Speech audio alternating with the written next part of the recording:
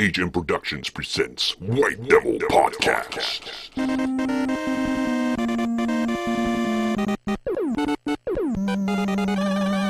Welcome to the White Devil Podcast. I'm TheHande and I'm joined once again by my co-host... None other than the Black Diamond himself, Kaiser Sensei, or as you probably know me as Retrokaiser, or Dickhead, one of the many other names I've been given on the show. Well, Dickhead isn't one of them, but it is now. But I was saying that I don't remember calling you a dickhead. And welcome to this very impromptu White Devil podcast. So people might have noticed, if you are indeed listening to this on YouTube or Internet Archives through my blog or wherever, that there was no announcement video or anything like that. We are just kind of doing this on the fly. And the reason we're doing this is because I just recently had to move. And I decided that I wanted to do a little podcast with Retrokaiser, talk about some stuff, especially like what has led to the situation that I'm in right now. But before we get to that, so I'm just saying, that's a little teaser for you, that I have a little story for everybody. I have a little story to tell. But before we get to the story, let's move our attention to Kaiser. And what are you working on right now? Because you've been away from YouTube a while. You've had a couple of videos and the Kaisercade stuff. So what are you working on right now? Well, I'm working on Kaisercade. Hey! Yeah. So you had the episode 0 come out, which was the pilot episode, which was made up of nothing but deleted scenes from the first few episodes. Yes, and can you tell the maybe give those of people listening who don't know what Kaisercade is, maybe give a little synopsis and how many episodes there are going to be?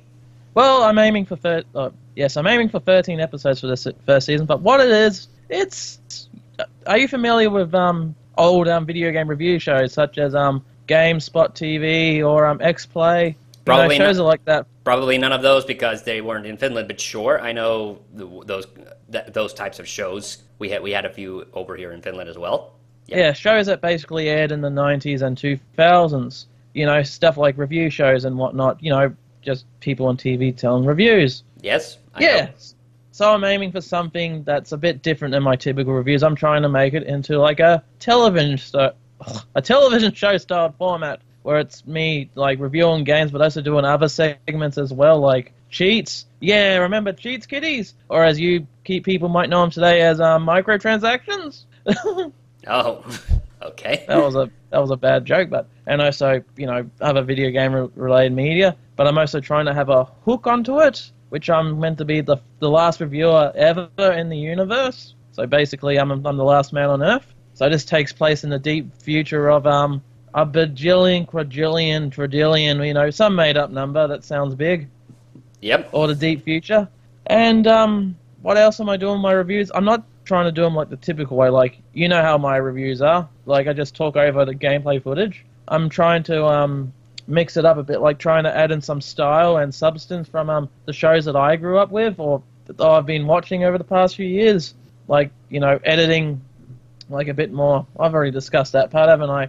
But yes, so I'm going to have a completely different style that feels a bit more grander. For example, like, if you haven't watched the pilot episode yet, like, I have, like, the, when I do reviews, like, I have, like, the gameplay footage gone, but I have my face in, like, the side of it and, like, a completely different screen telling you what's going on. Yeah, I completely ripped that off of The Zone, or I should say, inspired by The Zone. But I'm basically ripping off all the shows I liked. Yeah. And making them into my style. Yeah, you sent me a clip of that, The Zone, and I recognized immediately that was what you were doing.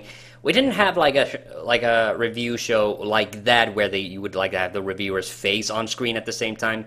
It's more that it was always like gameplay footage and then somebody doing the voiceover that they clearly had not written the script to, but those were the kinds of shows that we had. It was always just the gameplay footage, more or less. The only exception to the rule that when it was on the main networks in Finland, and there aren't really too many, Like, it's always like somebody wrote this review and then they got somebody, a professional voiceover guy, to just read out the script. But there was a thing that I used to watch that was on a small kind of private channel that sadly went out of business in the early 2000s. It was like in that little 5-year period at the turn of the millennium is when they were active. It was this thing called Moon TV, and they had the shows dedicated to consoles and PCs, and those guys wrote and did their own voiceovers, and that's actually, I think, has always been like my main inspiration for whenever once in a blue moon when I do a game review of anything, that's where I always draw my inspiration from. It's what my show is. It's like like me taking all the other shows that I was inspired by and mix them into my own style. Yeah, great. Yeah, and the thing that I want to do with like I've got a whole bunch of episodes written. I just need to record like the host footage and whatnot, like the voiceovers and whatnot. And I've got to capture the gaming footage on some games. Like, I'm doing a weird thing when it comes to my gaming reviews in this one. Like, instead of recording the footage as I'm playing it, I'm recording the footage after I play it. That way, it looks like I actually know what I'm doing when I'm playing the games. Which is risky, as some games take way too fucking long to beat. Yeah, that's always the thing, isn't it? That, you write something in a review, and then you try to show the thing in the game that you try to do, and I've had that problem. Like, I've been so pedantically. I don't remember the last time what happened, but it was it's always like trying to get all the things that you said in the script to somehow show up in the video. And sometimes I realize, like, it's not important. Like, people know this is in the game, but I always have to kind of check myself with that before I wreck myself. Yeah, and another thing that I want to do that also happens in like these old shows is like, do you remember when these shows played that they also had like commercials that felt like they were special to those shows? Like gaming commercials you couldn't see anywhere else but the commercial breaks during those shows. No, we did not have that. Well, we did, America did, but yeah, what I'm trying to get to is like, I want to have something like that with my show as well. Yes, I want commercials in my show, but commercials with a twist. Commercials made by me. Yeah. Yeah. Okay. And so it may be me like doing like cheesy commercials for games that are going to be on the show or have been on the show, or they could be cheesy commercials of me advertising my friends' channels. Mainly, well, yours is probably going to be one of them. Like, check out Hanu on the YouTube show. That's no, nothing like that. No, much more professional or much more cheesier. It depends on what you want. All right. Sorry, I'm stalling here. I'm trying to get the actual episode list because I have written down of like the format of every episode, and I just want to give like a special preview of what's to come in some episodes. Like, I don't want to give away too much because, quite frankly, a lot of them are like generic episodes, like, just me talking about games. But there's some episodes that try to make a little bit more special, like sort of themed episodes. Because that's the thing I've learned when trying to make a gaming show is like, you can't just dump every single review into like a 30-minute episode. No, you got to learn how to mix up the games that you are reviewing to make the show flow. Otherwise, you're probably just going to end up with a show that's got 5 games that are way too similar in the show, and just gets a bit boring and uninteresting. So you got to have like mix it up, like put the But some examples that I've got of what's coming up is like I got a few special episodes that I'm working on. One of them includes an episode called "Sex and Violence," where I take a look at incredibly gory games and incredibly sexy games. Okay. Looking forward to that. And looking at some of these games coming out in the future, mainly that pinball game I linked you to yesterday, which I don't know if we're ever going to talk about on the show. Yeah, I saw that. Oh boy. But I may have to make a Sex and Violence 2, or Sexier and Violenter. And I'm also got another episode where I'm going to be reviewing old arcade games. That's going to be good. Yes. And some other specials that I've got coming that are in the making includes one called the Crap Special, where I review nothing but shitty games. Oh boy, yeah, I love that.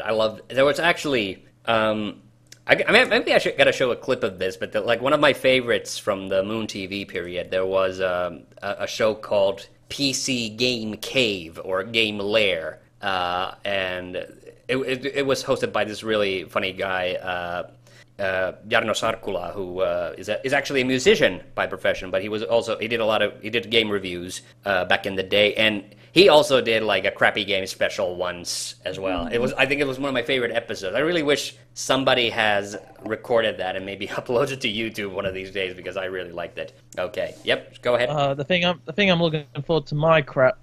I mean my crap special. Not crap as in like it's gonna be shit. Well, it's gonna have shitty games, but hopefully it's good. Like these are some of my more favorite stuff that I've been working. But no, like the thing I'm aiming for with my crap special and with a lot of these episodes is the games that you typically haven't heard of. All right. But if I did that with every episode, like games you've never heard of, then it'd probably get boring quite quickly because I like to talk about obscure shit and obscure crap too. By some of these games that I'm reviewing. But yeah, but another thing I'm doing differently is I'm going to be making some special feature videos because this Kaisercade is also going to be released on a website that Sendu and I are working on called EmeraldRangers.com. All right, Emerald Rangers. Okay. And so they're going to be released onto that website, or I guess those videos were supposed to be public on my YouTube if you're subscribed to there, but you know, I've also given reasons for people to check out the website because apparently, I don't know, apparently people don't like websites anymore. I like your website though, so... Okay. But the thing I'm trying to do to spice it up for the website version is like I'm going to make a series of unlisted videos that are going to be only be able to watch on that website, and I'm marking them as like special features. You know, like on a remember DVD, kids? How some movies came with like these bonus things that you couldn't see anywhere else. Hey. Don't know why I went to Yogi Bear for a second. Hey, boo boo, come and check out my special picnic basket. Oh no. So, all right. But my main plan for special features is mainly a commentary episode or a commentary track. Ah, okay. Yep. So that's Kaisercade. I'm also working on I'm actually also going back to my roots as well. I'm actually starting to do written reviews again. I saw the tweet on that, yeah. And you were enjoying yourself. I beg your pardon? That you were enjoying yourself writing those reviews. Yep. Yes, I was. But instead of like me like doing like typical video game or anime reviews, I'm actually going to be doing something that I promised back on the It's Tale Time days. Yeah, I promised that. It took me nearly... When was that website started? Like 2009, 2012. Wasn't it? 2012. Oh, okay. Yeah, let's just say it took me a long time to actually get to that promise. Okay. So I'm going to be reviewing series of shows. But not just normally. I'm going to be reviewing them episode by episode by episode until the series is done. Oh, interesting. And writing these... Yeah. Go ahead. And these are going to be a bit more different than typical reviews. Some of them are going to be incredibly spoiler heavy because I'm going to go over the entire story. Plus, I had my like witty comments to them as well. And of course, a genuine review is going to be hidden in there as well. And but the first series that I'm working on at the moment, which I'm not releasing these reviews until the series is done, you know. And I'm reviewing the complete series of Kamen Rider Black because I was put in charge of reviewing a Kamen Rider series. But I'm not just going to be reviewing that. I've got other shows in the pipeline that I'm going to be reviewing. Some that I'm going to keep as a surprise. Hey, what's Kamen Rider? I think I've heard the name.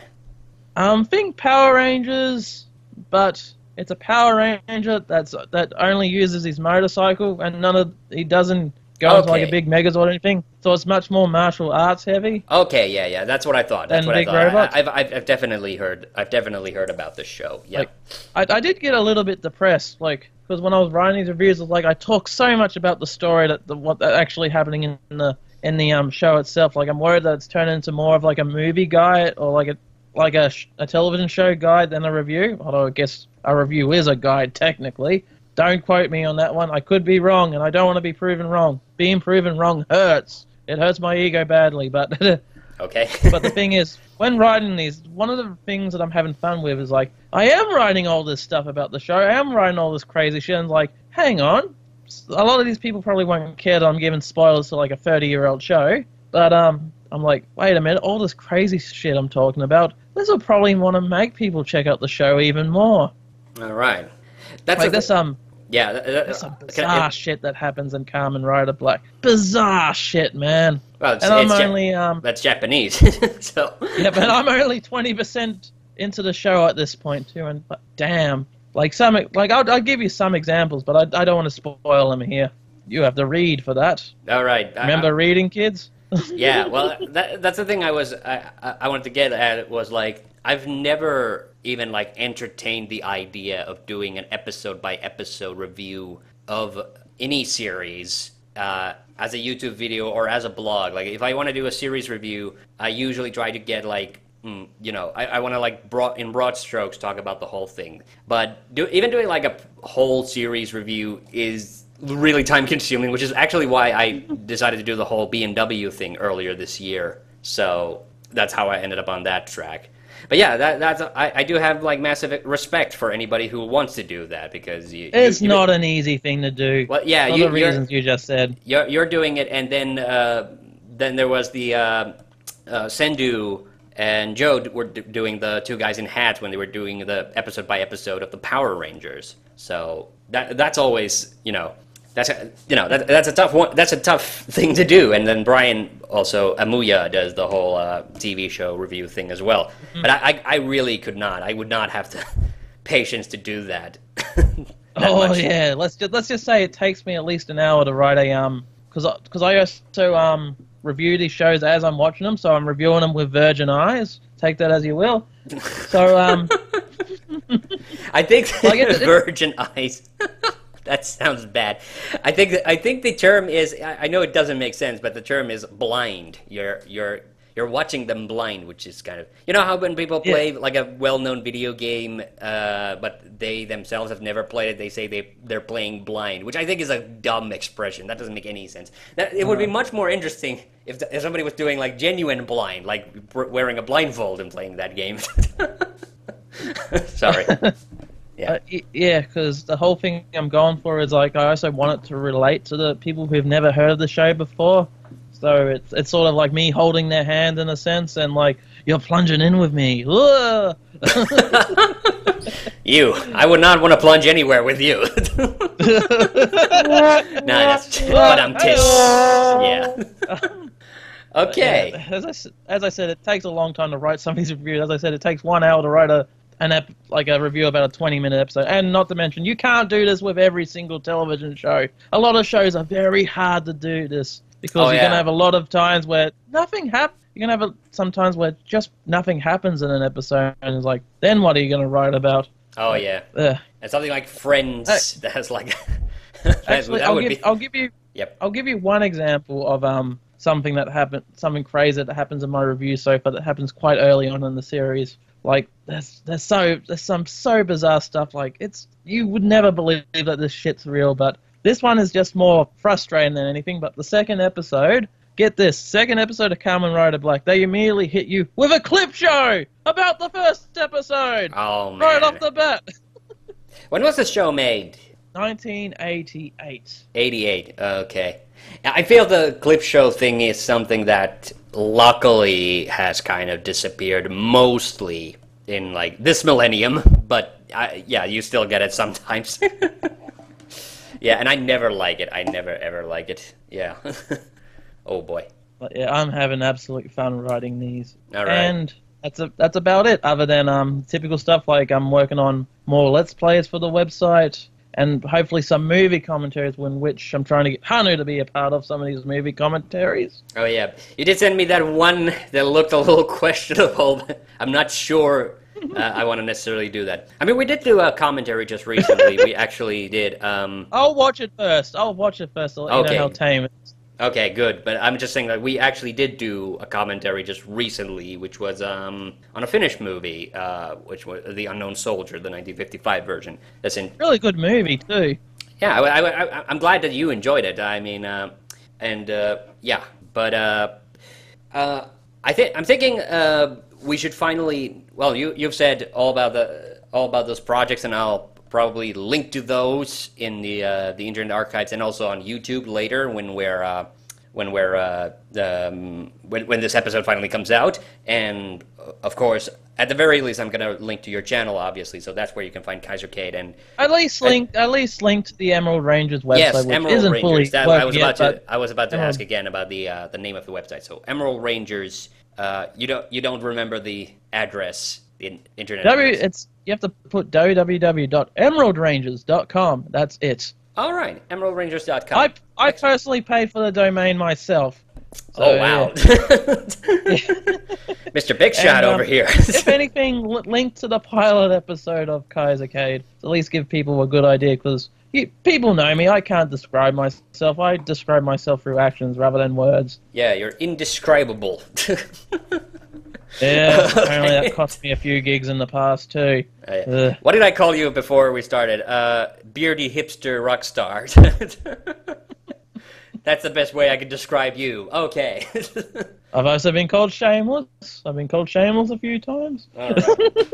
Okay, but now that we've discussed Kaiser's projects, I do want to. There's a gaming thing that I do want to talk about, which is a big thing which I was really excited about that came out just recently, which was the Mega Man X Legacy collections. But I'll save that up before because the real reason I wanted to do this podcast is that so I have a story to tell you folks. Okay, on the week that we are recording this, between Tuesday and Wednesday, I moved from my hometown to a new town. The reason I moved is that I got a job, and I'll be starting. And that job is actually starting next week. So I decided to move sort of within a week of starting my job because I thought that was more than enough time for me to get acquainted to my surroundings and everything. And this is actually a town that I moved into that I'm somewhat familiar with. I've been here a few times.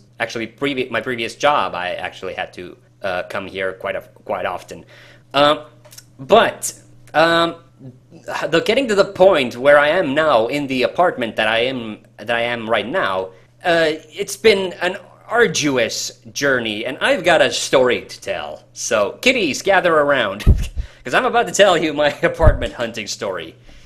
Okay, so I had the job interview. So people probably know that I am an English teacher. That's my job. And I got a job interview in late May. And it was probably one of the best job interviews I've ever had, because basically I was told that I got the job right there and then.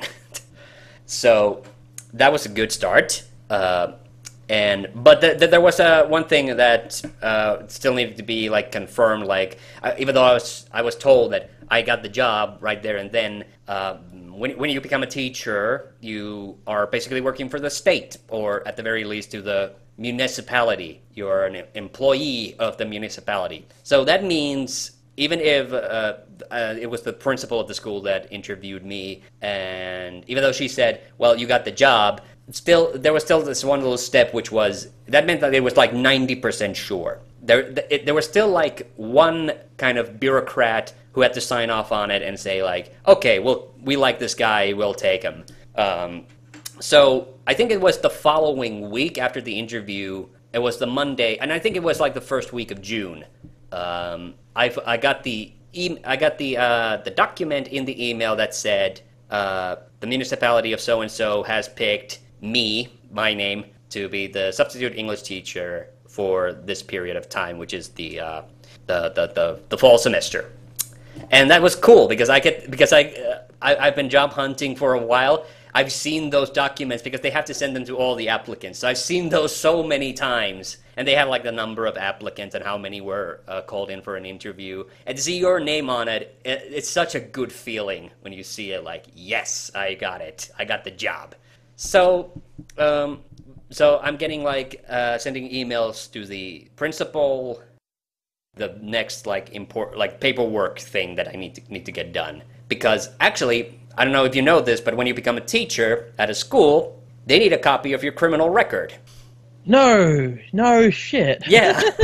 And it's like, I don't know if you've ever gotten a copy of your criminal record. I have gotten it twice before, or no, 3 times before, and it is the weirdest document I've ever had. Do you have that in Australia? Can you just like, is there a place you can just like order online your criminal record?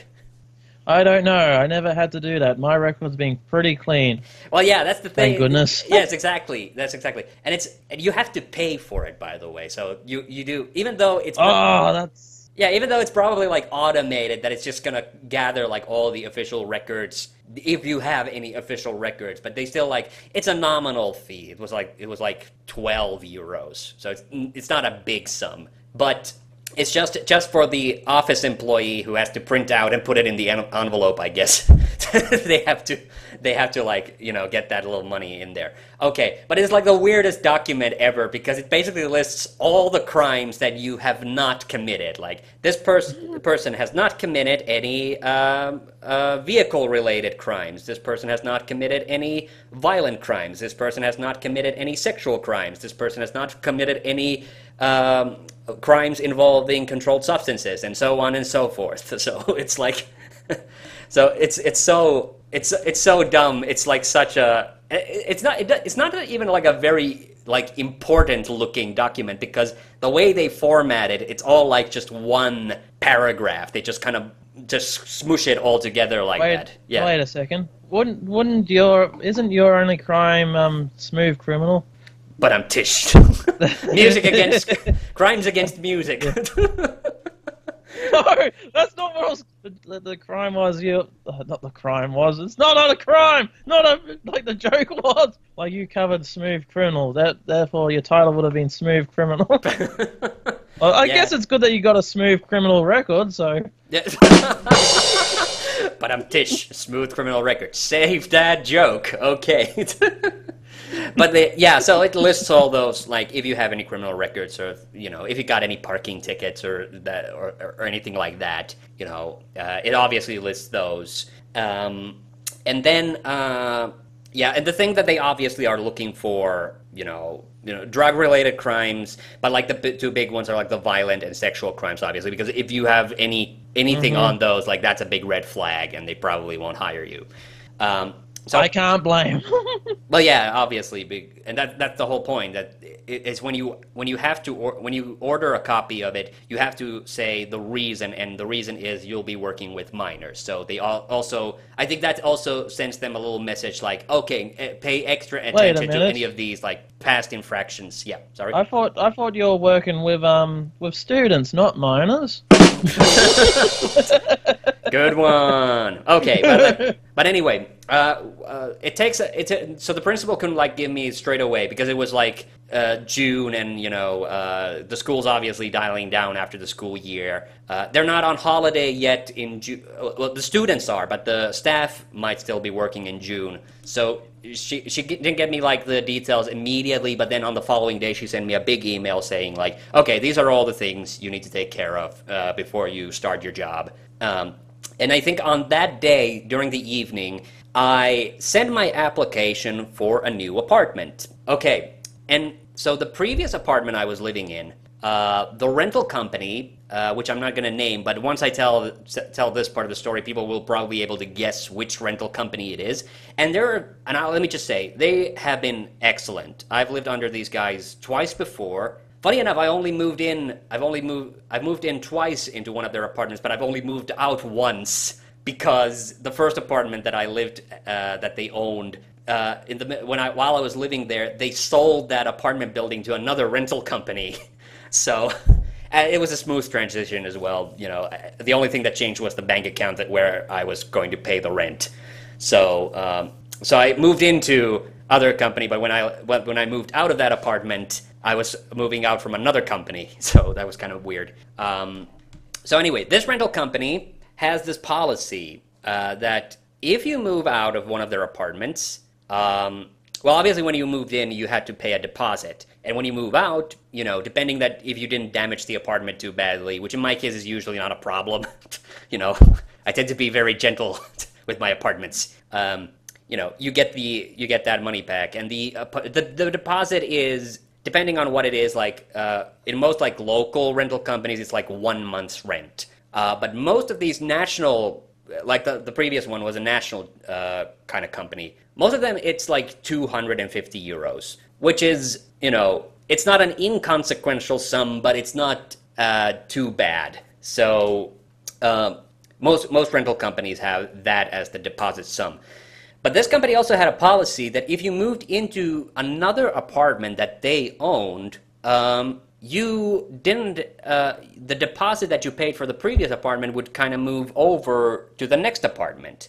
So basically, I thought that was a really good deal because it got rid of this little step in the moving process where I had to pay the deposit for the next apartment and waiting to get the money back from my previous apartment. So I thought, well, that's a sweet deal. Let's try that. So of course, I sent out an application for an apartment with my current rental company, and so that sounds like a good deal. Is that how deposits usually work over there as well?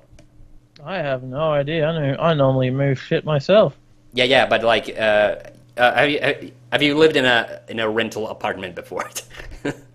Dude, you know me for a few years. You know I tend to move every second year, so yeah. Yeah. Okay, so is it usually like 1 month's rent, the deposit? Yeah, that sounds about right. Oh yeah.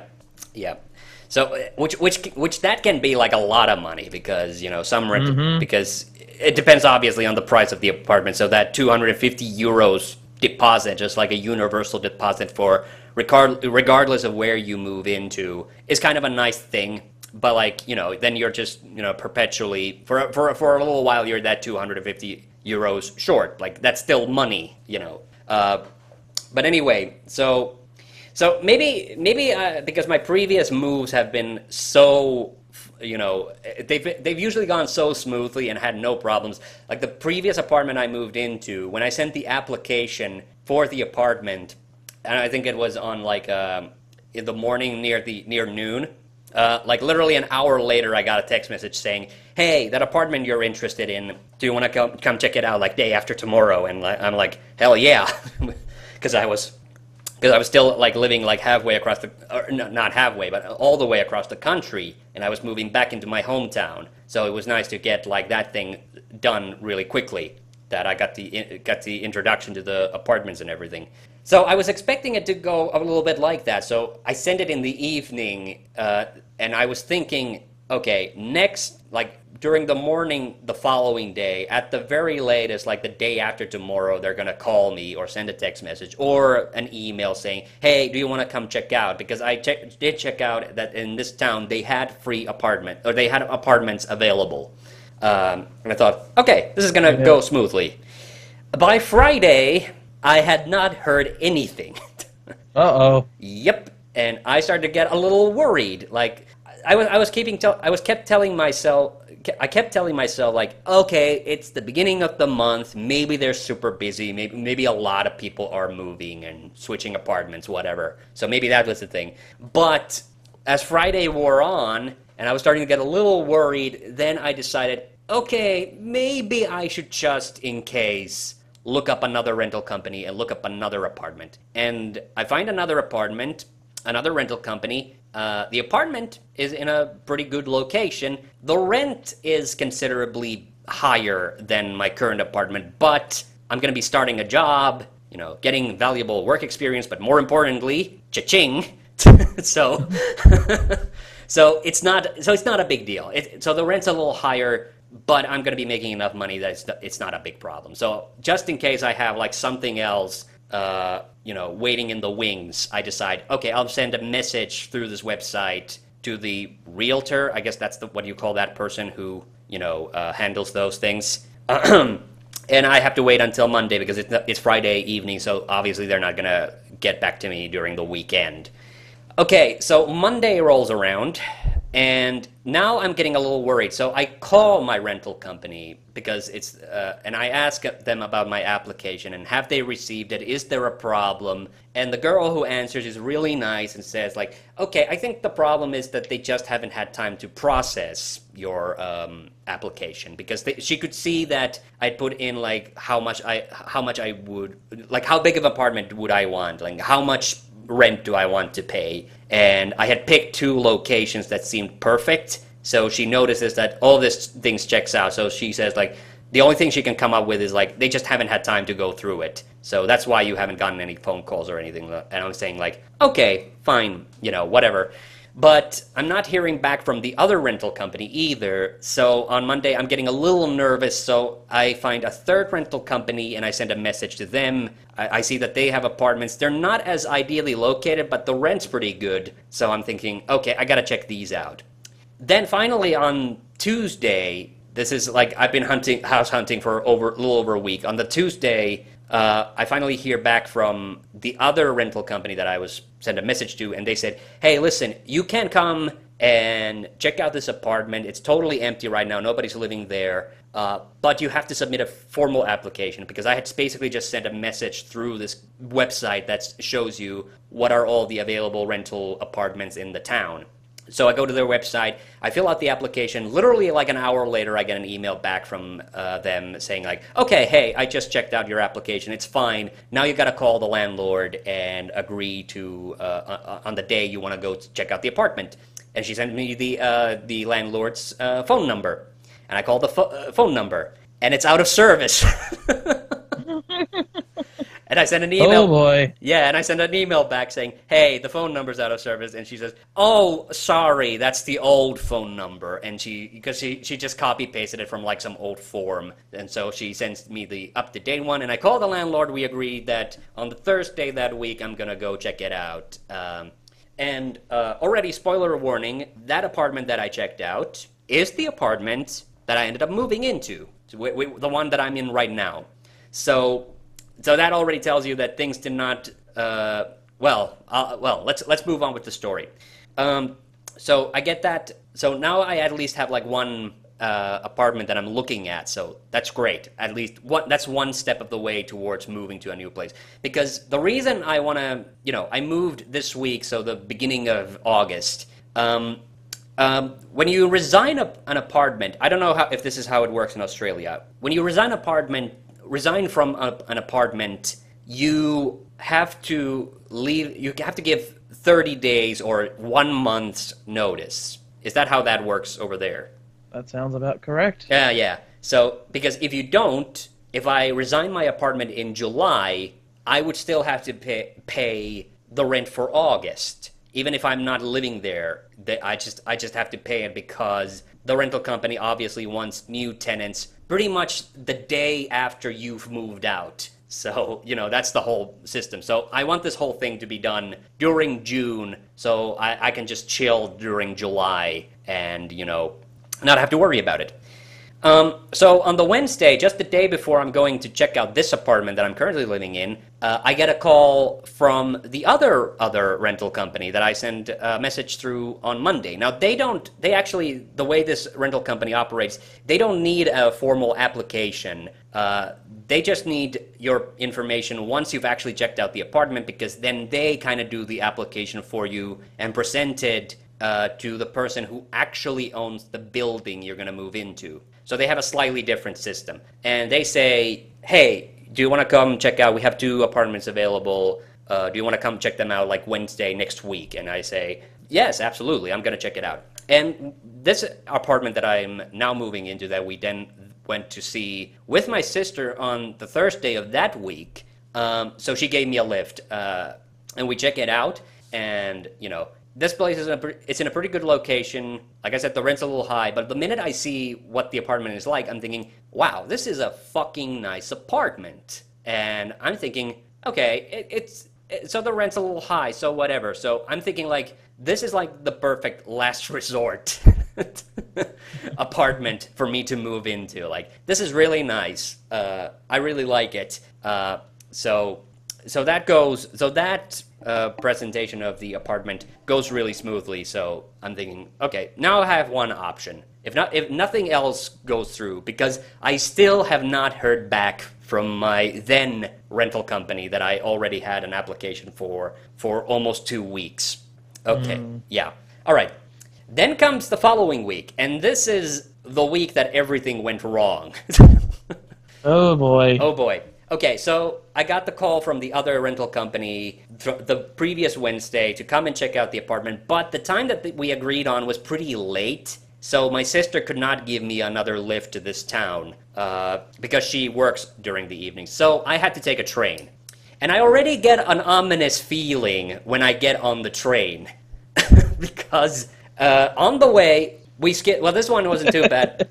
But we had to skip one station. The train could not stop at one station because an ore train had broken down on track 1, which is the track that has the platform. So they were giving out bulletins. People going to this town, please check with the conductor because they have to get on a bus to go to that town. So that's already bad. You know what this is remind me of, actually? Yep. When you're saying, like, about to tell you a tale about travel, the first thing that came to mind was Bela Lugosi's Dracula movie, at the opening scene of like heading to Dracula's castle. Oh boy, yeah. Okay, so, well, that didn't affect me too badly. I'm just thinking like, okay, the train's just not gonna stop at this one station. That's not a big deal. But once we get moving, I hear another bulletin. And this one gets me a little bit worried because it's saying... the train that's taking me to this town is the town that I'm stopping at where I'm currently living in now.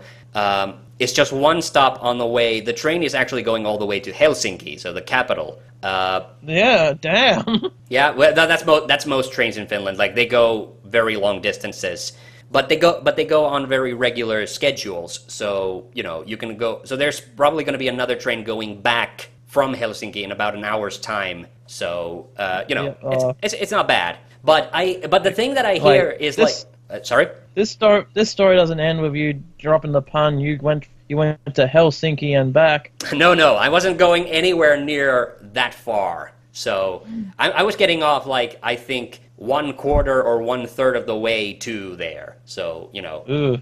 So a very short distance, but. On a map at any rate. But the thing that I hear on the bulletin, and this sounds kind of ominous, is that I hear that there's an electrical problem on the rails in a section. Oh boy. Yeah, on a section that stretches almost 1/3 of the way from my hometown to Helsinki. So they're telling people that at this particular town, you're going to all have to get off the train and get into buses and take the bus to the other train station from whence all the way to Helsinki, the electrical problem's no longer a problem.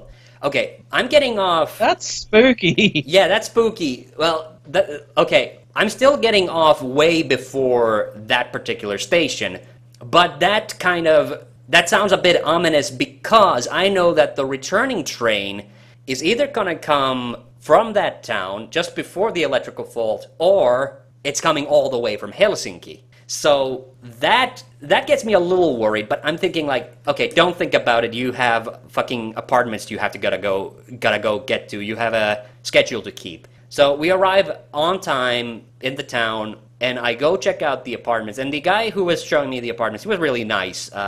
He gave me the other one of the apartments was a little out of the way. It wasn't like at the very center of town, so I had to actually walk quite a bit of a distance. But it was in a really nice neighborhood. It was a really nice apartment, and the rent was cheaper. And it actually reminded me of the apartment that I was living in previously when I was living in this little town called Yotseno, near the border of Russia. That's when I was at a teaching gig. So I was thinking, this is a really nice apartment. I would really kind of want to live here. And so the other apartment is at the center of town. So the realtor's really nice. He gives me a ride in his car back to the center of town, where the train station's a lot closer, so I can just walk over there real quick, and it's not going to be a problem. And we check out the other apartment. Now, about this other apartment, it's a little smaller, but I'm thinking, I don't have a lot of stuff. Like, I could make do in this apartment as well. But he gets on the phone call because I had noticed that it had kind of disappeared over the weekend from their website. So I'm asking the guy like, "Are you sure this apartment is still available?" And then he finally gets a hang of one of the other realtors, and it turns out he had already made that it had already been rented out to somebody. So they hadn't moved in, but it had already been rented out. So I got a presentation for an apartment that I couldn't even move into, but which was okay. I got a free ride out of it, so So that was nice. And he takes my details. Oh yeah, and another important detail. This all happened on the week leading up to Midsummer. Now, Kaiser, do you know anything about Midsummer, the holiday? Is that the summer solstice? So it's around that time. The midsummer is like the big holiday. It's like the big summer holiday in Finland. So that's when everybody goes to their summer homes. Everything tends to close down. Usually, like, shops and everything are open like 24/7 in Finland. But like that's one big holiday when they're not, and everybody gets a day off. And on the Friday leading up to midsummer, it's a normal working day, but that's usually when people leave work early to go off, their summer homes and whatever. Yeah, And that's a bit of a question. How do they celebrate summer in Finland? Because I don't picture there being any beaches over in Finland. we have a lot of not beaches. warm Are you ones. kidding? We have a lot of beaches. We're the land of 1,000 lakes. We have plenty of beaches, and this summer's been unseasonably, not unseasonably, but unreasonably hot as well. So it's been like a really good summer, and it gets really hot in the summers over here. But the point is, there's a little bit of pressure for me to get the word back from this apartment because I'm a little afraid because it's the week leading up to midsummer because. It's different if I was only depending on the rental company, but because this rental company handles the way that they basically give the application to the guys that own the actual building, I have to be sure. I'm hoping that the guys who own the building aren't going to be like leaving early on Friday. But the guy gave me his word that he will get a decision out of them before midsummer on whether or not they're going to like have me as the tenant. So, he gets my information, and I'm thinking like, okay, mission accomplished, this is great, now I have 2 possible apartments in the bag. And I have still not heard from my then current rental company. They've had the application for almost 3 weeks now, and I have not heard back from them. Okay. Oh, that's bad. Yeah, this is where things start to go a little sour, though, because arrive at the train station, I find out that the train, it was supposed to arrive like something like 5:45, and it's like 5, and the bulletin says it won't be here until like 7 o'clock, or something like that. Ugh. Yeah, it's running late.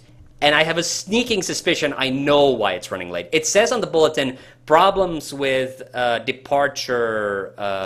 Problems with the departure is what it says on the bulletin. I'm thinking like, okay, that electrical problem probably not the cause then. So I decide, well, I still have a lot of time to kill. I know a pizza place nearby. I'm gonna go eat something because I haven't had a good solid meal Nice. that day. So I go. Ironically, I go to the bus station because the pizzeria's right next door, and The pizza on the bus goes round and round. yeah, okay, so. And I do get this little like, okay, just in case, I'm gonna just check what the bus schedules for my like hometown are, and I find out there is a bus leaving at 6:15. But I'm thinking like I've already paid for the train ticket, so I might as well like just wait for the train. Like I'm not in a hurry. Like I don't have anything to do the next day. So I eat the pizza, then I walk back to the train station. Now the train is arriving after 8 o'clock. Ugh. So it is like way late. And now I'm thinking, shit, that train is coming from Helsinki. It was already late before it left, and they probably haven't fixed the electrical problem. So I don't know what's happening, but I noticed that there are other people waiting for the train. They're also noticing the bulletin, and they're also having my reaction like, well, shit. And I noticed people are beginning to move towards the bus station. And I'm thinking like, I should probably get on that bus that's leaving at 6:15 because I still have enough time to make it.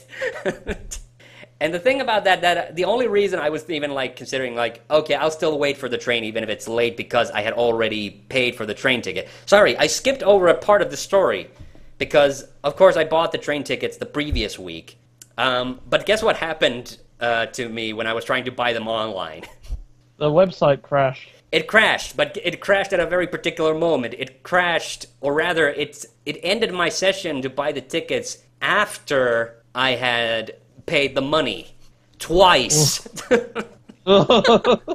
So I had to call the railway company and say, hey, I tried to buy the tickets to and fro from this town, and the payments went through, but the tickets didn't arrive in my email or my phone because that's how you get them. And it's funny. The lady says, "Yeah, that happens. Can you give me the payment ID number so we can trace the payment and pay the money back?"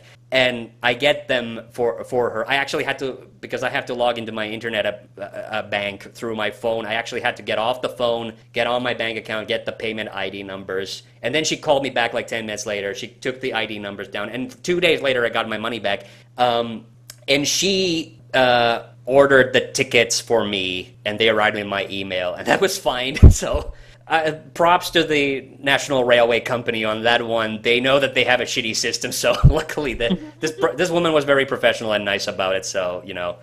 But, so that's the only reason, because I had already paid the money for the train ticket. I really didn't want to get on the bus, but then I decided, fuck, it's gonna be like 10 o'clock in the evening, and then I'm still gonna have to take a bus home. So I'm thinking, like, I'm getting on that fucking bus either way, so, you know, I ended up spending a little extra money.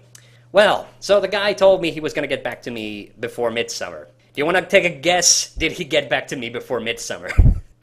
I take it that he still hasn't gotten back to you yet. Well, here's the thing. He didn't get back to me before midsummer. But I decided, because this was dependent entirely on the guy who owned the building, I decided, well, what probably happened was that this guy took off on Friday morning to his summer home and didn't, like, give them a decision. So Monday's going to be a working day. I'm just going to call them and ask them about it. But I do have this, like, sinking feeling like, okay, I didn't get the apartment. And so I call the guy on Monday. Turns out he had just started his summer holiday, but he tells me, like, straight up, yeah, sorry, you didn't get the apartment. But you can call my realtor friends who are still working. They'll probably, like, show you another apartment. And I'm just thinking, like, God damn it, it's the last week of June. I need an apartment right now. And the first apartment that I went and saw, that I got the introduction to, which was really nice, that had the high rent. I send the email to them and I say, hey, listen, is this apartment still available? I would really like to move in. And I'm half expecting them to say, sorry, we've already given it away. But no, they send me the email back, sure, I'll write up the paperwork today or tomorrow and you can sign the contracts. So they were just, like, happy. They were just, like, super happy to get me in there. So, but then the next day, Tuesday, nothing arrives in the email. And now I'm really getting a sinking feeling like, oh my God, is this really where we're headed? That I'm not going to have any apartment. So I call them. The lady who I've been sending emails to answers and said, yeah, sorry, our computer systems crashed. And I hadn't sent you a message about it. I'll send all the paperwork to you tomorrow. And the following day, yes, it finally arrives. I get my rental papers. I get the instructions on where to get my, like, keys from. I get the deposit. I get the bank payment for the deposit. I get the bank payments for the rent. I finally officially have an apartment. And they say that renting a house is a boring experience. Yeah, but it's the last week of June. I was really running out of time because I would have to resign my apartment on that week if I didn't want to pay rent for August, that when I wasn't even going to be living there anymore. So, and, like, this rental company, I'm going to have to say that I'm living under right now, they are very low maintenance. So they did not even have, like, an office in the town where I'm living in. They're handling everything through, like, the maintenance company. But the fact that it went so smoothly after I said, yes, I want the apartment, I'm just really, really happy to just have this apartment now. And the rental company that I was previously under never got back to me. They never got back to me. I just canceled my application. I, resigned my apartment. And then July rolls around, I can start doing, like, all the technical things about the move, like redirecting my mail, getting a new electrical contract, which I also had to do over the phone, because of course on the day that I tried to do it, like, the electrical company's website was down. The irony. Yeah, it was like, the thing was, it was it was a problem that was affecting them, like, all over Europe. So it wasn't just, so it wasn't just me. But I really hated doing that because they then of course they tried to push like all kinds of like deals on me. This is why I don't like talking on the phone anyway. I hate it even more when I'm talking to people I don't know, and it's like extra annoying when, apart from the thing that I'm trying to get settled, which is my electrical contract, they're trying to sell me other stuff, and I'm like, God damn it! Like, if I would not have to deal with this if I had just managed to get logged online. Yeah, I do not want to pay the extra $9.99 a month for a bowl of soup. yeah, okay, but that was the whole thing. Like, it finally did get settled, and I was really kind of steaming. I mean, I was happy when I finally got the contract because, like I said, this is a fucking nice apartment I'm in right now. This is a really, really nice apartment. It's an older building, but it's in very good condition. And like I said, I don't have a long way to go to get to my job. The rent, like I said, the rent's pretty high, but it's not unreasonably high. Water's included, so it's pretty good. It's pretty good. But I was really steaming at my like previous rental company. Like, what the fuck was the deal that they could not even like they could not even get me like a showing of the apartments? Because I thought at least they could have gotten me that. Like, even if they didn't want me as a tenant, they could have at least shown me the apartments. And, well, I've had a month to really think back on this and what went wrong with my previous rental company, that for some reason, even though I'd been living under them for almost a year at that point and I had no problems of any kind, they could see from my bank records probably that I didn't have, like, debts or anything like that. You know, I was wondering what the hell was the deal. And I'm thinking, like, there were two probable reasons why they never got around to showing me those apartments. Number one is that they actually don't have an office in this town, which kind of surprised me. So it means that they probably do everything through the maintenance company. Again, like getting somebody to show the apartment. Like, literally the guy, like the building supervisor is the guy who would have shown me the apartments if they had shown me the apartments. The other thing is, like, I don't know how rental application forms work in Australia. They get really personal here in Finland. I mean, one thing that they always do is that they always check your credit record, of course, or like your, you know, they check that you don't have any debts. But they also, like, check for wealth. So, you know, do you own a house, for instance? Do you have liquid assets? You know, all that fancy stuff. And I'm thinking, because I didn't put down any liquid assets, and the buildings that I checked, they had a wealth limit. I think that might have been it. Just because I didn't even, like, put down, like, how much money I had on my bank account, which I think would have been plenty. I could have easily lived off of that for a couple of months, you know, no problem. But because I didn't put that, they didn't even, like, take me into consideration. So that I think was the problem. All three, they were incredibly upset that you were moving and they didn't want to talk to you. Well, but I would have been still moving to a building they owned. I still would have been paying rent. That was a joke. Yeah, so I don't know what the deal was. So I just, you know, at any rate, like, I don't want to, like, sound like I'm too butthurt about this, because they were a really good rental company when I was living under them. They were just not a very good rental company when I was trying to move into a different apartment that they owned. So in this very specific scenario is the only time that I've ever been really disappointed in the way this rental company handled things. But yeah, that was my apartment hunting story. I hope I didn't bore you too much with it. No, no. But I might as well share some of my crazy. My stories are nowhere near as crazy as yours when it comes to apartment, or I guess, well, yeah, that's rental finding. Well, yeah, that's the thing. Like, I've always, like, if it's previously when I've had to move to somewhere, I've usually taken, like, the first apartment that I've been shown. And the only reason I haven't taken it is because I couldn't get the apartment that I wanted to previously. So, you know, this is the first time that this has ever happened to me. So maybe the problem was that all the previous times have gone a little too smoothly. So it was a rule of averages. I had to have one shitty house hunting experience. Yep, yeah, unfortunately that happens. But no, it's the most craziest my stories I've ever gotten. One, when it came to personal stuff on the contract, one of them said, "You are this landlord does not permit you to have parties or to bring ladies of the night over to your house." Wow.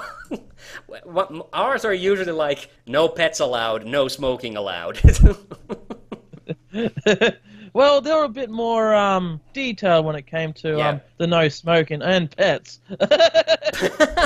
Yeah, and the thing is, Finns are very particular about putting that on the contract. No smoking, no pets allowed. What it should also say under those, neither one of these are strictly enforced, because because I have known plenty of people that smoke in their apartments even though they're not supposed to. Yeah, I've known people with pets that they aren't supposed to either, and no one's tend to care.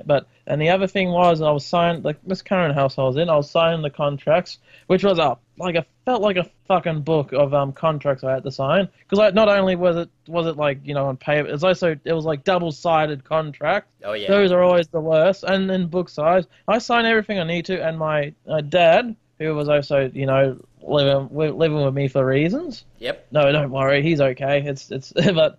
He when he was signing the contracts, he was signing the contracts because I signed them first. Felt like it took 20 minutes to sign. When he was signing, the humidity just changed and he got a sudden nosebleed and he bled all of the contracts, so I had to sign a new one. I was like, no.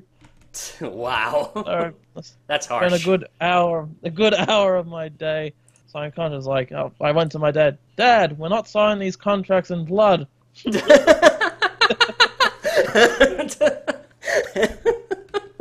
Signed in blood. That means it's for keeps. You're never moving out. Oh boy. It's like the Hotel California. Once you check in, you can't check out. Oh boy. Yeah. Okay. Yeah, sorry. Now that I've bored everybody with my story, if you're still listening, I think we could talk a little bit about Mega Man X. Do you want to take a little break? Sure, I need to have a quick bathroom break, actually. Yeah, me too. So we'll be right back.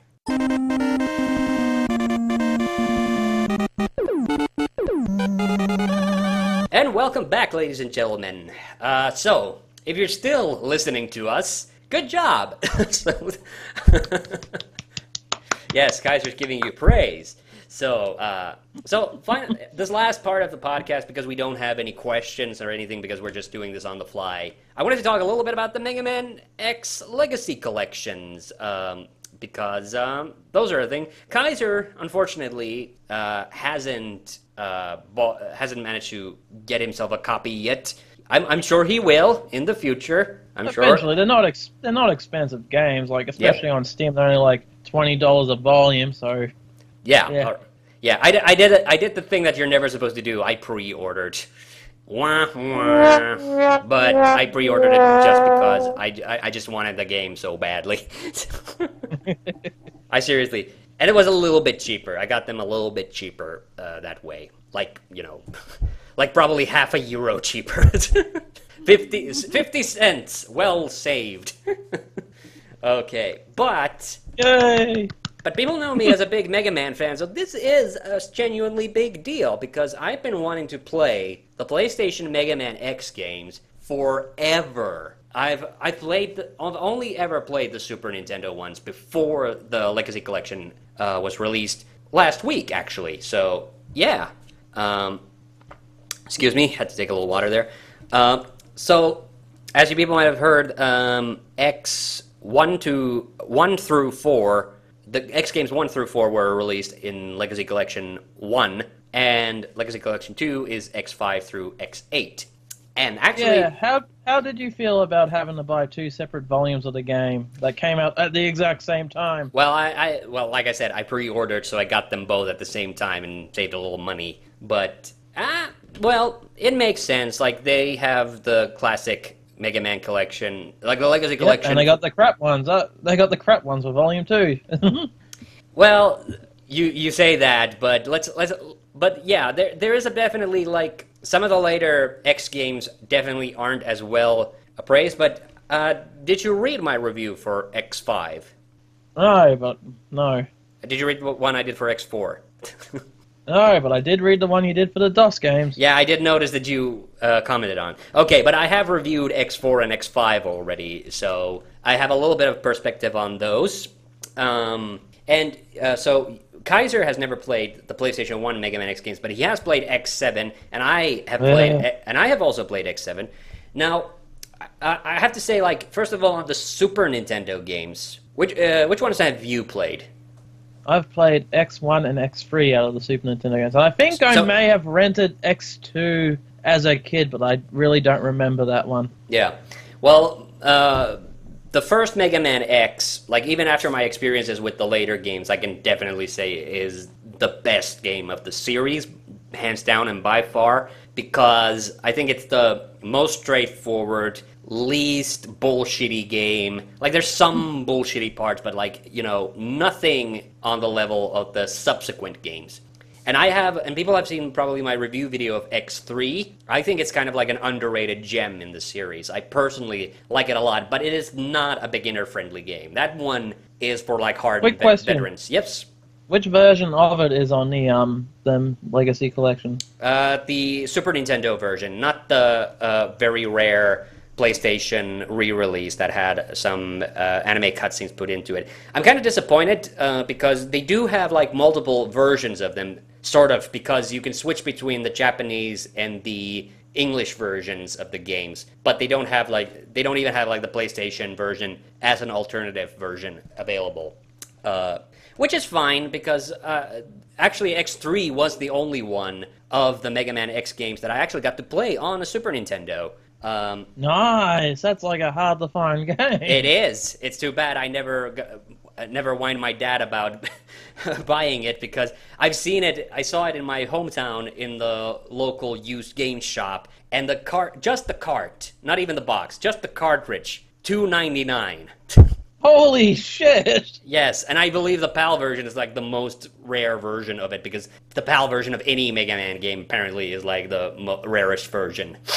So apparently. Well, yeah, because they printed those in such small numbers. Like, I mean, even like the disc for like Mega Man 8 for the PlayStation, just the disc goes for like 100 euros. So yeah, it's crazy. So yeah, there's definitely been a market for, you know, an affordable way to play these games, because god damn it, like paying, like I remember I paid like $30, not dollars, sorry, 30 euros for like a fully boxed, came with the manual and everything, still in the plastic wrap version of Resident Evil for PlayStation 1. So, you know, but that was money well spent. That's a good game. So, you know, I didn't mind. But like paying 100 you know, euros for just the disc, which I'm not even sure would necessarily arrive in one piece in the mail. So that would Although there is worse. Remember the Mega Man X3 bootleg game for the Mega Drive? No, I've never heard of that one. We did a shadow let's play of that one a few years ago. It's a incredibly toned down version of X3. It plays like crap, and that must have been somebody else, because I don't remember that. There's a horrible bootleg version of Mega Man X3 for the Mega Drive. Right, and you claim we did a video on this. No, we didn't do a video on this. We just played around it in a random Skype conversation. Oh, okay. Well, I do not have a memory of it. And this plays terribly, by the way. It's like, there's a lot of enemies cut out. The jumping is very shit. Like, he doesn't seem to jump high enough. The enemies take so fucking long to die. Like, just the standard enemy feels like you're fighting a boss. And, for some reason, the controls are somewhat inverted on this version. Like, actually, the ROM version, that they're inverted. This version actually has that problem fixed. But if you're playing the ROM version of this, then it's weird. The down button was up and the up button was down, which made climbing ladders to be a mess. Oh, wow. So avoid that version. That's weird. That is weird. Okay. Sorry, you completely derailed. I forgot what I was saying. Oh yeah, X3. I think X3 is kind of like the underrated gem of the series. So it's definitely not for beginners. The Super Nintendo version, I personally like it myself. There is a thing with the game. I love the soundtrack for the game, but they use some weird sound chip in it, which really makes some of the guitar parts like a little overly harsh, and it like some of the incidental pieces of music in the game don't sound so great, but like the main stage themes sound excellent. I love it. X2 is the one that I've never really liked. It's not a bad game, but the thing that I don't like about it is I think the levels are a little gimmicky, the bosses are kind of stupid. I think it has the worst Mavericks of all the Super Nintendo games. The music is okay-ish. It's not bad. But it's also the first game where they tried to kind of make the game like the story more involved, and it's not too bad. Like in that game, the thing is like you can get like Zero's parts because Zero dies in the first game, and then you get resurrected by the time of the third game. So there's the X Hunters that you can go fight in the stages and get Zero's parts, and that gets you one of the two not very different endings of the game. But yeah, X2 is just never been my cup of tea. Just never really liked it that much. No matter how many times I go back and try to play it, I'm just way more familiar and comfortable with X and X3 comparatively. And it was also the last of the games I think that I beat on the Wii U. Either that or X3. I also had a lot of problems, like the last proper boss fight in X3, which is the Kaiser Sigma.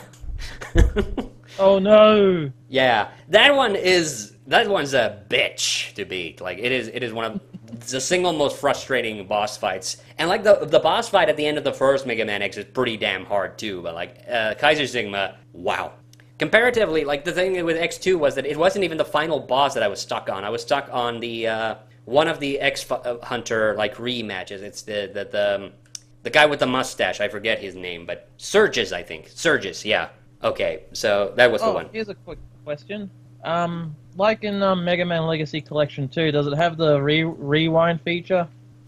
Rewind feature? No, I don't remember. It has something called the Rookie Hunter mode, which I don't know. That must be like maybe that's it. I just assumed it was like an easy version, like an easy mode for the game. So actually, I think this may be only exclusive to the Switch version of the regular Legacy Collection 2, but if you press like the bumper button, it rewinds the game. So if you make a mistake, you can just cheat and rewind to the way you're about to.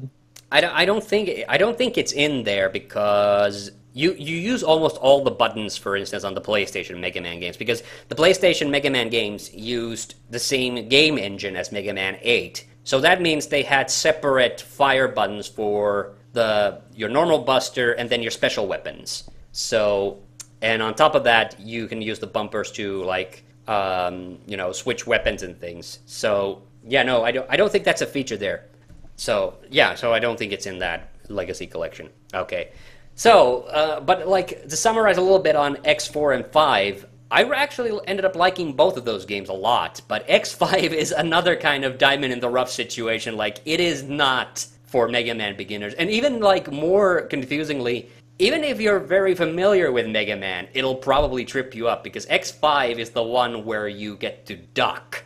Quack. Yes, and you have to learn to do that. And because there's never been a Mega Man game before that where ducking was important, because you need to do that in order to dodge like spikes and enemies and things that will kill you instantly. And another thing, your shots don't go through walls anymore.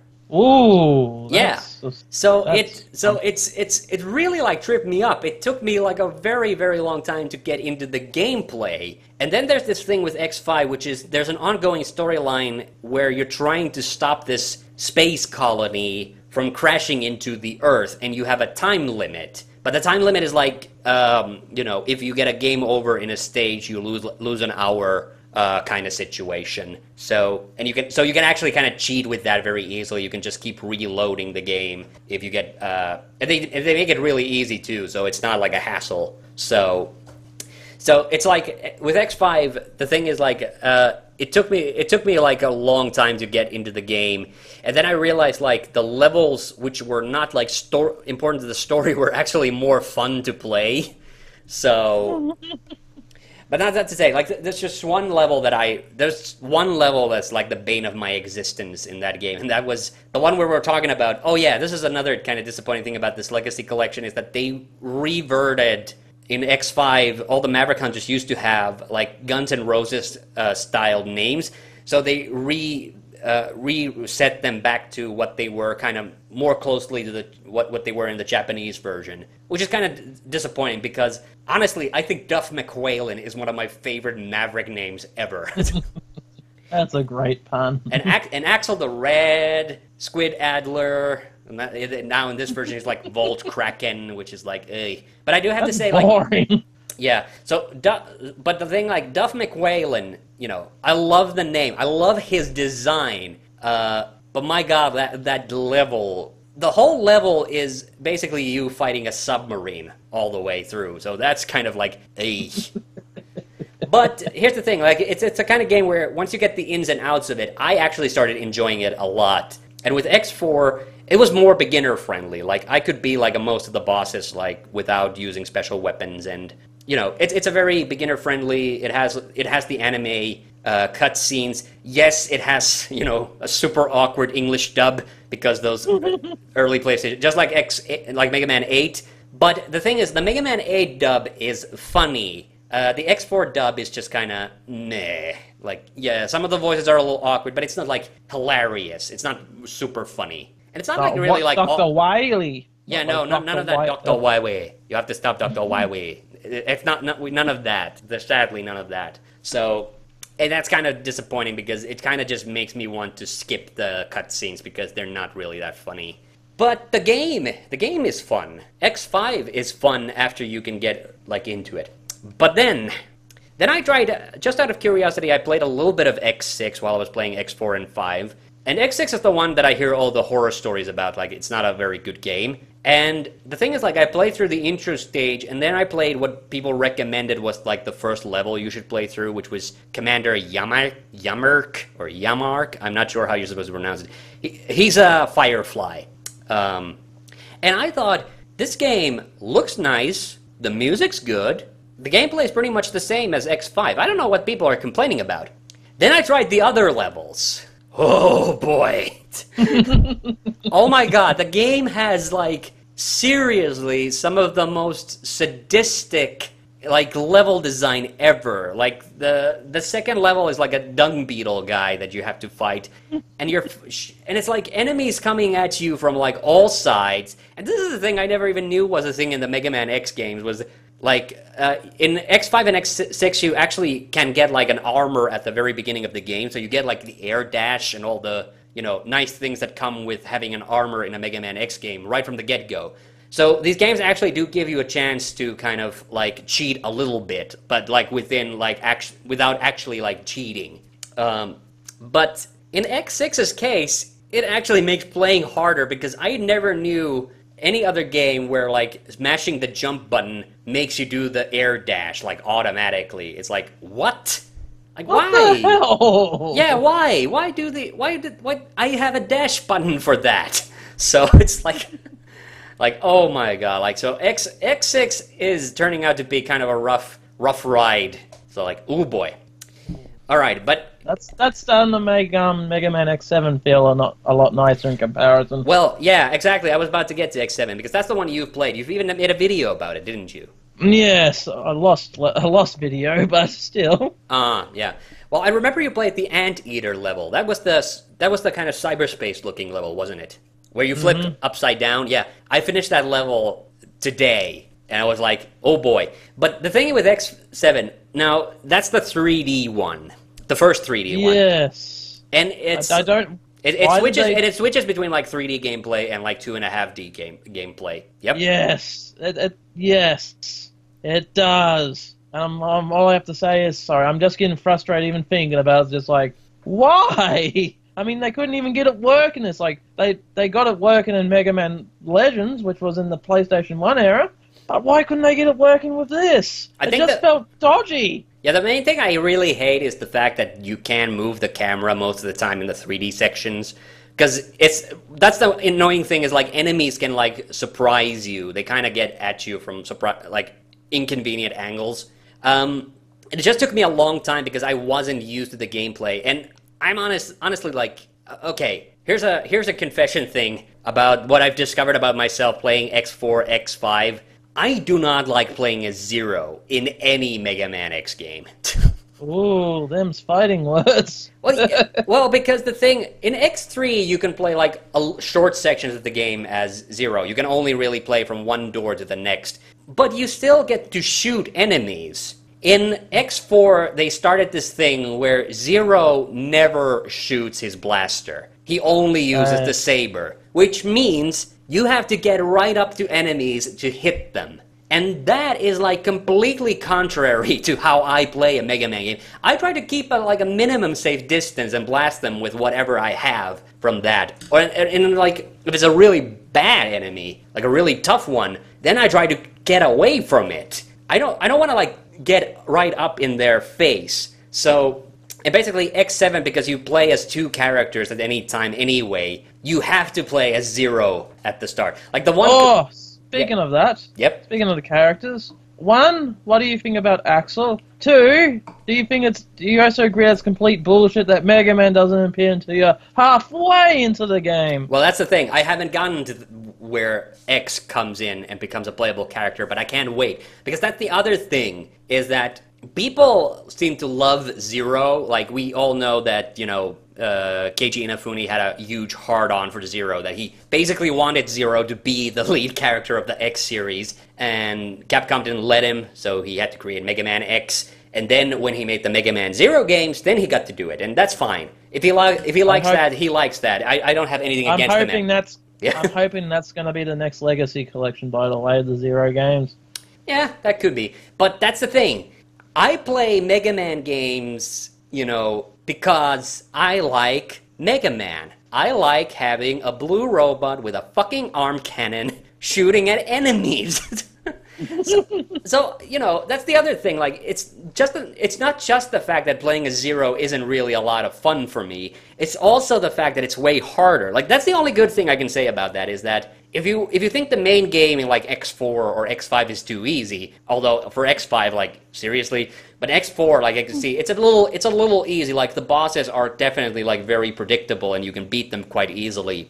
So if you want the extra challenge, you can pick Zero. But like, I just like, nah, I want to play X. You know, I want to play the guy whose name is on the fucking box. So, so you know, that's the thing. But the one good thing I found about a Zero in X7 is that I basically use him as my tank. So for the levels, I just have him take all the damage, and I do, I do all the rough, heavy lifting on them. So when I finally get to the boss, I have a clean shot as Axel, because again, you don't get to play, like you said, you don't get to play as Mega Man X at the start of X7. So Axel's the only thing that gets close. So if I remember correctly, isn't his ability he copies the regular enemies?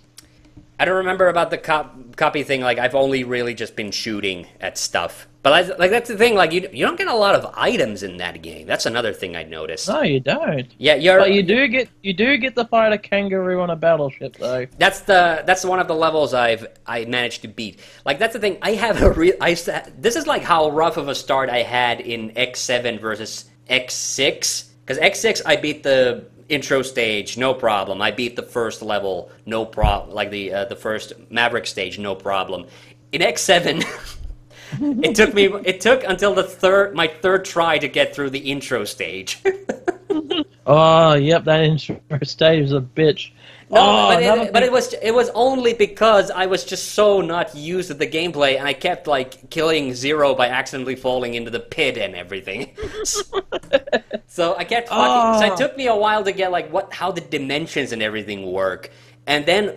But the thing is, like, the more I played X7, the more I'm getting into it, and the more I'm actually kind of enjoying myself. It is still like an incredibly flawed game. Like, your main strategy for bosses is either, if it's a possibility, strafe, or just like keep your distance and just keep mashing that fucking shoot Yeah. button. So, I remember dashing a lot in that game. But I did beat the Anteater boss, and I actually did have to apply a little bit of strategy there. That, the strategy was that when you die, and this is another thing I really hate about X7. Like, this is something, I've gotten used to it now, but it still bugs me, like, how long you get stuck in those status screens when you die. And, but the good thing is, if you die, if you get the game over, get into the stat screen, while you're up to the boss fight, then it ranks up all the Reploids you saved, and then you get the level ups for the character. So you can, like, boost your attack power and things like that. So it actually gives you a fighting chance, and then if you hit retry, it lets you try the boss again. So you don't have to play the level again. So it actually kind of works to your benefit a little bit. So that's something I like. I'm not sure I like the whole thing, and it started with X5 where you have to save, where you have to keep saving the Reploids. But I thought that was weird. I thought it added like a weird Metal Slug approach to it. Yeah, well, the thing is, like, with X5, again, the enemies are a little stingy with the power-ups, but you always get a boost to your health when you save a Reploid. Not only a boost, you get an extra life. Which actually kind of sucks if you get to a boss that you then can't beat with your normal weapon. Then if the whole level is full of those Reploids, then you have like 9 extra lives, and I can't give up now. so I might as well just keep trying to beat this guy, even if I don't have if I have a snowball's chance in hell of actually doing it. Yeah. So X7 is like, it's slowly growing on me, but I do see a lot of problems. I'm curious to see how X8 is different, because I assume that's the one where you actually do get to play as X from the start, and I kind of really hope that is the case. I need to play that one too. I've only seen footage of that, and that was all the way back in 2004 when it was announced. Yeah. And I looked and I was like, this looks incredibly old school. Like, it was 3D, but the gameplay looked incredibly just like classic Mega Man. Yeah, I know. I really have no preconceived. I have no really like ideas about X8. All I know is that they added 3 girls. I mean, 2 girls. Like, there's Alaya who. Yeah, I think they look nice too. But like, especially Layer. Do you know Layer? She's the tan chick who has like that bob cut that actually covers her eyes. I don't know that kind of. Her. Her, yes. Speaking of that, that's a weird Mega Man X game they completely ignored. The RPG that came out for the PS2 around. Well, I think the whole idea was. 2005-ish. I think the whole idea was just to have like the official games, because that was called Maverick Hunter X, was it? No, that's not it. Command Mission. Sorry. Command Mission. Yeah, I got it mixed up. Command they Mission. forgot Maverick Hunter X as well. That's another one they've ignored. Well, yeah, but it's not. I think the point was that they wanted to release all the canon games, because Command Mission is sort of not quite.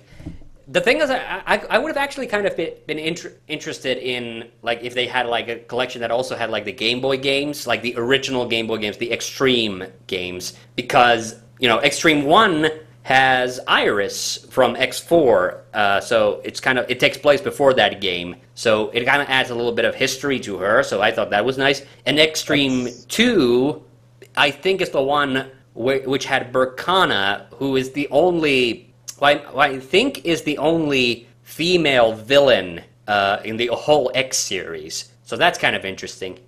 I actually owned a Japanese Game Boy cartridge of Extreme 1 back when it was released. Okay, cool. And I got it for extremely cheap, no pun intended. Yeah, I can see why my copy was like $5. It was an incredibly glitchy version of it, like enemies just were there but the sprites wouldn't appear, so I figured there was something wrong with the cartridge itself. Oh boy.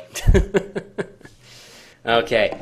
But yeah, I've been enjoying X4 and X5. X6, man, it's so rough going in, and like the level design is so bullshit. I still haven't actually had a chance to try out all the levels, because I get stuck, grinding through those annoying parts in the other levels. So, but I'm making decent progress in X7. So, people, don't be surprised if you see a review of X7 pop up long before a review of X6, because Because that's the thing, like, I'm having to really build up my rebuild my motivation for going back to that game, because it is like, yeah. And this is coming from a guy who played the DOS versions of the games. Yeah, I mean, seriously, the DOS versions, man, I actually had some good times with those. Like, I went into those. I think it's different because I went into those games not expecting anything. I played X6 intentionally only after I played X4 and 5. But even so, like, you know, even if I had played it first and then gone back to X4 and 5, like, you know, the quality difference is like day and night, so, yeah. And you know what was really bullshit about that? Like, I beat the first level, which was the Commander Yamark level. Then I went, what is it? It's Ground Scaravich? So, like, Scarab, and then, like a Russian last name, like something Vich. So, like, I don't know. It's really weird. But, like, I accidentally went into, like, a portal in the level, and I fought a sub-boss instead of the main boss. And the sub-boss is Zero, and I guess you beat the Maverick virus out of him, and then he becomes a playable character, which I thought was, oh, okay, that's kind of cool. I accidentally did a story thing without intending to do so. So, did I beat that level? Oh, no, I didn't, you fucking asshole. So I had to build, and that level, like, just drove me up the fucking wall anyway, so, like, yeah. That was like, now I have to do it again. Thanks. Now I'm very curious to actually play this game. It is something. Like, I'm sure there has to be another playable level in that game. It can't be just the intro stage and the first, like, the easiest boss fight stage in the game. Like, that's the weird thing. Like, the boss fights don't seem very hard in that either. Like, I used the weapon that I was given in the first level mostly out of panic, because I was down to 0 lives and only like, you know, 3/4 health. But, like, you know, then I realized, like, this boss fight kind of sucks. Like, he's just going back and forth mostly, rolling not a dung ball, but like fucking, I don't know, a rock ball. Maybe it was dung. Maybe it was robot dung. Robo shit. Robo shit. Yeah. So that's another thing. Yeah. So, wait, do you have any more? Oh, by the way, that Anteater level that I beat today in X7. Man, that switching upside down thing. Did you ever talk about how confusing the controls are in that? No. Yeah, because it's like forwards and backwards are inverted. So that's weird. But left and right are not. And I was kept getting stuck, like, why am I not going in the direction I'm thinking I'm going? And then finally discovered, oh wait, left and right aren't inverted. It's only up and down. So it's like, oh, by the way, when you play X7, do you play it with the analog stick or do you play it with the D-pad? I played it. I don't remember how I played it. All I know is I played it with a controller. I have a hard time letting go of the D-pad, so I just keep playing it with the D-pad. There seems to be no difference. Excuse me. So yeah, that's why I do it. All right. You have any more thoughts to add to the Mega Man mix here? Sorry, coughing again. Yeah, sorry. No, I do not. But I definitely want to revisit some of these harsh memories and the pleasant ones of the good and the bad and the ugly of the X series. And and also probably the games you haven't played so much. Like, I'm not sure. Maybe you'll like X2. Like, a lot of people seem to like X2. It's just that I personally don't. I think you will like X4. X5 might be a little hard to get into. Like, yeah. Because I found out, because X5 is the game that has, like, the most different alternate endings. So there's an X ending and a 0 ending, and there's, like, good and bad variants of both of those endings. Plus, it's completely up to chance whether or not you can stop that space station from falling to the Earth. So that also adds a little bit. I actually kind of want to see what happens with that if you fail to completely, like, destroy the space station. But no, I'm mainly looking forward to X8 and that Volume 2. All right, yeah, okay. Now, quick question. Yes? What Mega Man Legacy Collection would you like to see happen next? I don't know. I think I would like to see like the Legends games get like both of them, and I've never played the Dronbon one, and I haven't played Legends 2 either. I've only played the first Legends game, but it would be nice to have that as something. Yeah, I can totally picture Capcom pulling some money grabbing bullshit of like having Mega Man Legends 1, but come with like something, while Mega Man Legends 2 comes with the Dronbon game. The thing I can see them happening is them including like the unreleased Mega Man Legends free demo that from way back earlier this decade. Oh boy, don't. That was sad. I really would have. I honestly did want to see that game. But no, that's not my choice for the next thing, because you know how I feel about the Legends games. I don't really like them. But yeah. Okay. I know I said the Zero collection, but I don't not want to see that one to be the next one. What I want to see is a Freak Show collection, like the Oddities collection of like stuff like the racing game, the RPG, the Wonder Swan games, Mega Man and Bass. Yeah, that would be the side games. Yeah, that would be interesting. Have they done? Is there a Wonder Swan? There is. I mean, a Wonder Swan emulator. You didn't let me finish. Is there an emulator for Wonder Swan? Probably is. Like, well, I okay, tried good. Because if there's if there's an emulator, there's a chance that they can like do it. Because there's a thing with certain game systems that are so obscure and so out there that we'll probably never see like a re-release of them. Like, okay, this is so weird. Some people are free to make fun of me, but I really wish one of these days somebody out there would make a Philips CDI collection. Nice. Yes, like not the Zelda and the Mario stuff. Like none of that. Like some of the weird games that you could only get on the CDI, like Burn Cycle and Ultra CDI Soccer, because I remember playing that and I thought that was actually a very good soccer game. I think there was also a pinball game for the CDI. I think you would like that. So there weren't there weren't like too many like superb games for the CDI, obviously, because it's gone down kind of as one of the worst consoles of all time. But I would love to see just a weird collection of like CDI titles one of these days. Yeah. Like, remember when Night Trap got an HD remaster? Yeah, exactly. If fucking Night Trap, one of the worst goddamn games ever, gets like a special Blu-ray release, then why can't we get an HD remaster of Plumbers Don't Wear Ties? Yeah, that's another thing. Like, I'm sure people would love to see like a 3DO collection, because the 3DO actually had some decent games. It wasn't like all FMV stuff, but like, yeah,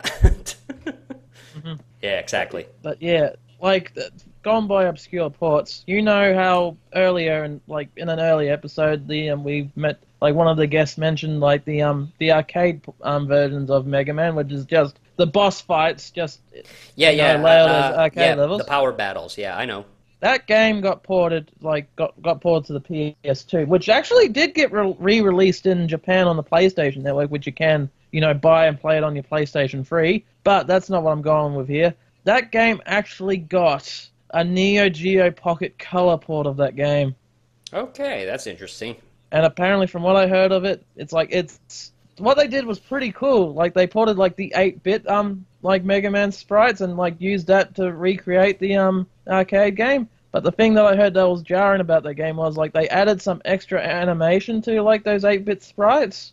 Okay. And it just looks a bit weird. I forget which show I heard it on. It was one of the ones that I'm hooked on recently. I think it was the Retro Warriors podcast. Yeah. Cheap plug there. That's a system that I have zero experience on. The Neo-Geo Pocket Color. I have a magazine that has like reviews of it, but I'm not even sure it was released in Europe. It was. Okay, like all the Neo-Geo stuff is like scarcely. all the Neo-Geo stuff was so obscure. When I was growing up, like I see it like mentioned whenever I like find like an old gaming magazine, I see it mentioned, but I never knew anybody who had any of those systems. So it's like I actually owned a Neo Geo Pocket Color about 10 years ago. I regret selling it though, and it was such a bizarre find because it was like one of those pawn shops, PAWN. I get you.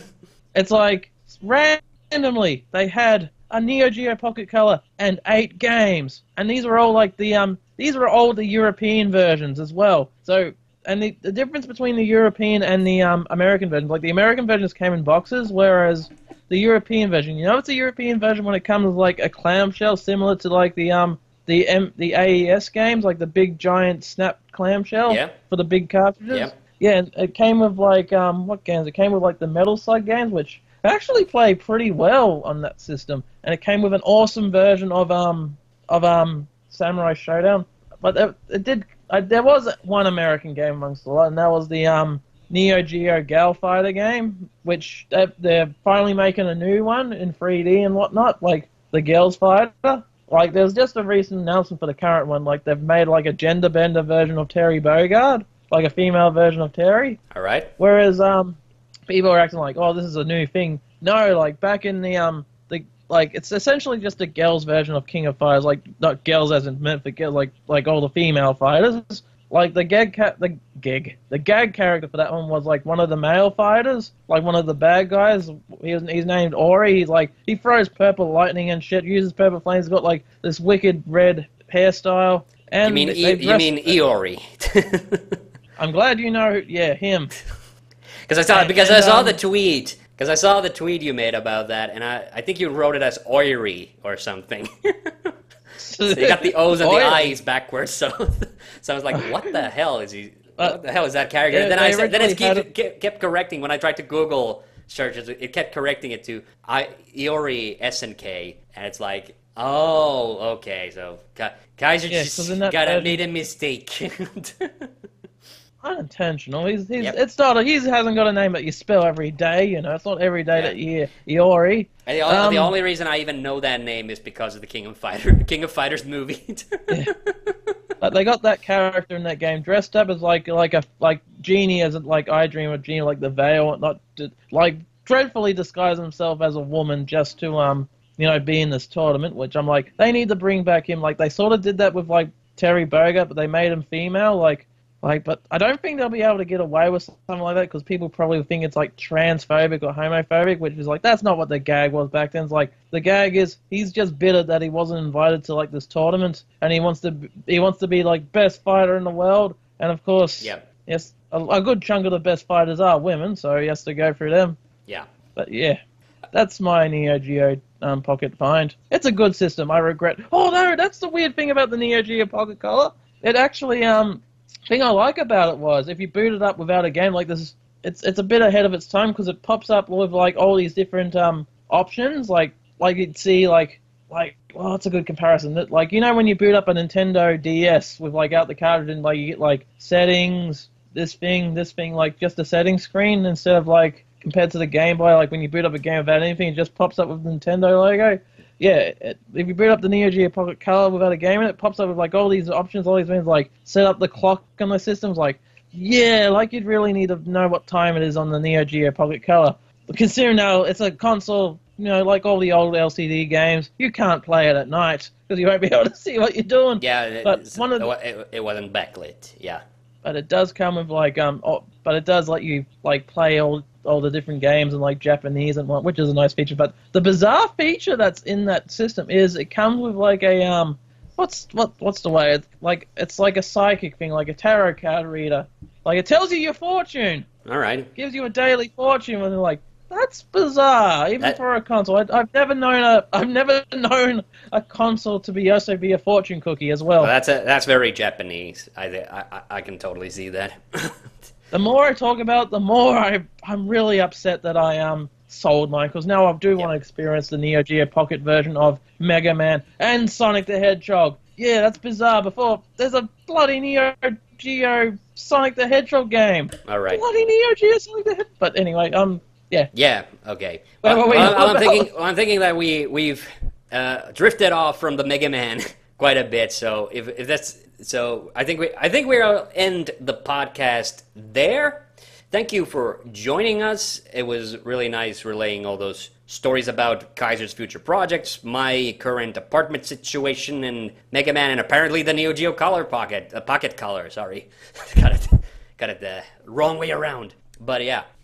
And as for me, Also, by the way, so I have to at some point get back to making videos, but I'm also starting a job, so you know, I'll definitely like get into making videos again. But right now, I can't really say much. I still have one shitty couch vlog that's due to come out. Actually, it'll have come out by the time this comes out, but it'll be so it'll be the well. Do you want me to spoil the surprise? You actually, I put up that image from it where I asked people to guess what it is. You made a guess, so. Oh, is that the Alex Kidd picture? Yep. So it's gonna be. So that's the last of the shitty couch vlogs that I recorded before my move. And it's the but it'll have to come out by the time people are listening to this. So it's the funny bad box art video. So it's the final installment, long belated final installment of the box art shitty couch vlogs, which I did last summer. If you nice. remember. Yes. All right, but so we're now closing off here. Kaiser, do you have any last words before we end? Please check out my stuff. Oh, I'm begging you. Please help me out. I've been at this game for so long, I've gotten nowhere. I need your views to survive. Okay, and check out his stuff too. His stuff's worth it. I'll probably do if they're listening to this. But thank you for listening. This has been Hunter the Hunter Mäkinen. See you on the next one. Bye bye.